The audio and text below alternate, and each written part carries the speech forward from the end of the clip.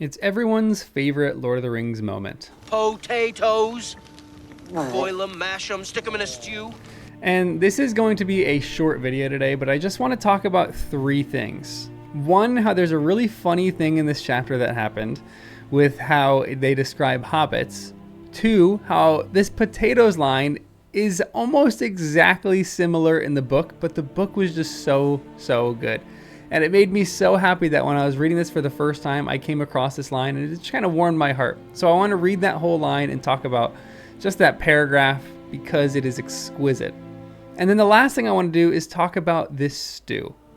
Might sound silly, but the movies made this one moment for this stew, and it's my least favorite thing in the entire film franchise. And the books made one small little change in one paragraph, and it's now become my favorite. One small little tiny change made a world of difference to me. But make sure you like and subscribe. It is my first reading, and on my channel I'm making a lot of videos about my discovery of this text, so make sure you check it out and subscribe. You can also become a member to support the channel as well. But I cannot tell you the excitement and anticipation I felt reading this chapter.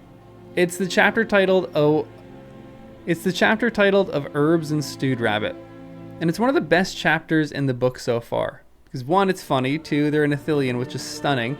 Three, they meet Faramir, who is very different from book to movie, and there's an essay coming out later this week. And four, it's just a relatively faithful chapter from book to movie, except for maybe the Faramir part. But the book makes everything that much better and that much funnier. Now, let me set the scene for you because I want to talk about the first point. This first little funny note that I found in this chapter. And it comes when Sam takes the rabbits from Gollum. This is what the book says. Smeagol always helps, he said. He has brought rabbits. Nice rabbits. The master has gone to sleep, and perhaps Sam wants to sleep. Doesn't want rabbits now? Smeagol tries to help, but he can't catch things all in a minute. Sam, however, had no objection to rabbit at all, and said so. At least not to cooked rabbit. All hobbits, of course, can cook, for they begin to learn the art before their letters, which many never reach. So this is the funny part, and I want to keep reading this, but this is such a funny section in that most hobbits learn how to cook before they learn how to read. And it's a really cute note in that Bilbo was actually the one who taught Samwise how to read. But I think that's so funny, and that really shows the priority of hobbits. They care more about cooking than they do about education. They care more about good food than they do about reading. But the paragraph goes on and says this.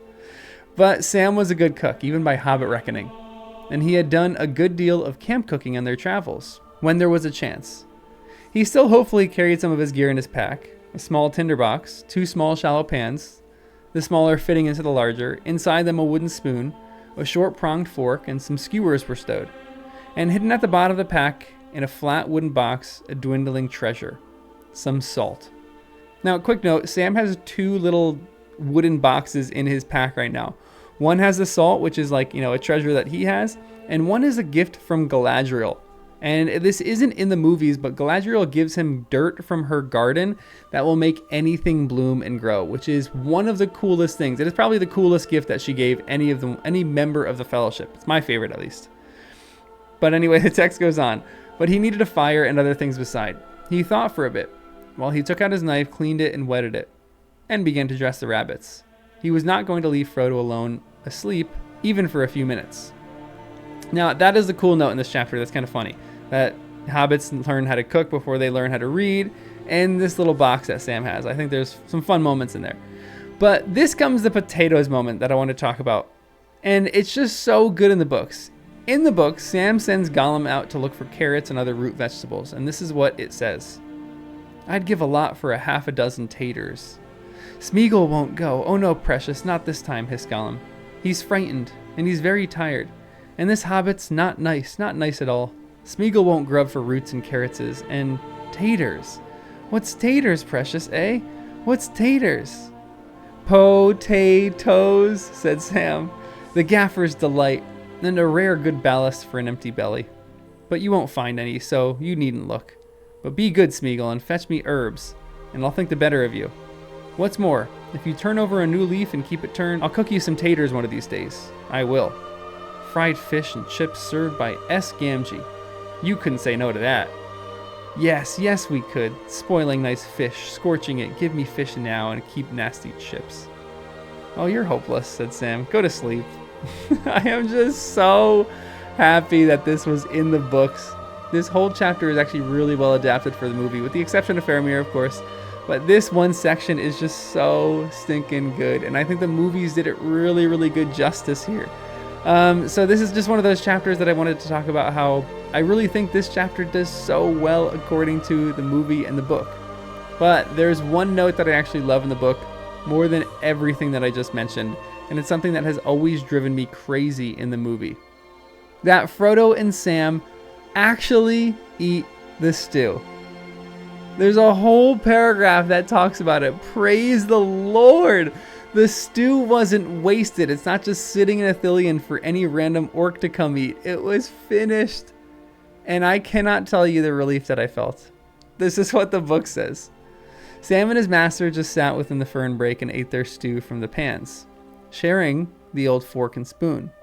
They allowed themselves half a piece of elvish whey bread each. It seemed a feast. Phew, Gollum! Sam called and whistled softly. Come on, still time to change your mind. There's some left if you want to try some stewed coney. There was no answer.